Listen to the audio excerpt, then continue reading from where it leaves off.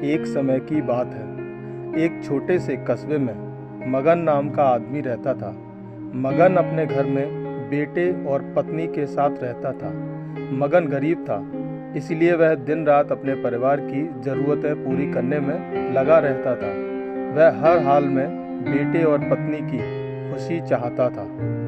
मगन एक छोटी सी कंपनी में काम करता था, जहां उसकी आमदनी घर खर्चे जितनी हो जाती थी, लेकिन फिर भी मगन कंपनी में वाला काम खत्म करके दूसरी जगह जाया करता था ताकि कुछ और पैसे कमा सके। काम में व्यस्त होने से वह अपने परिवार को समय नहीं दे पाता था।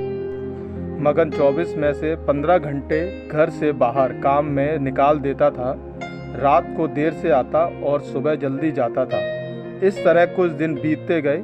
एक दिन मगन की पत्नी ने उससे कहा कि आप पूरे दिन काम करते हैं और हमें समय नहीं देते। वैसे भी हमारा खर्चा आराम से निकल जाता है, तो आप इतनी मेहनत क्यों करते हो?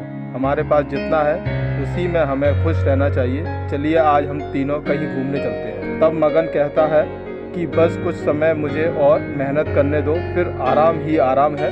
इस तरह मगन मेहनत करने में लगा रहता है। उसका बेटा भी उससे अक्सर कहता रहता था कि पापा आप मेरे साथ खेलो, बैठो और मुझसे बातें करो, लेकिन मगन हमेशा काम के लिए कहकर कभी उसे समय नहीं दे पाता था।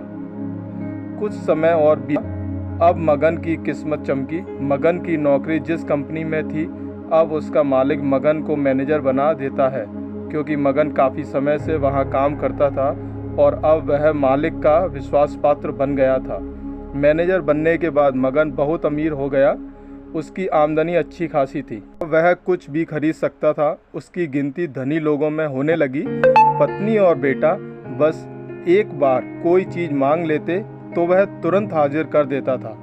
एक दिन बेटा और पत्नी दोनों मगन से बहुत ज़्यादा जिद करते हैं कि वे तीनों समुद्र के किनारे घूमने चले। मगन कहता है कि ठीक है आज चलेंगे, लेकिन मुझे कंपनी में थोड़ा काम है, इसलिए तुम दोनों समुद्र के किनारे पहुंचो, मैं सीधा कंपनी से काम खत्म करके पहुंचता हूं। पत्नी और बेटा दोनों वहां चले जाते हैं। तभी समुद्र में बहुत बड़ी सुनामी आ जाती है और आसपास के लोगों को भी बहा ले जाती है।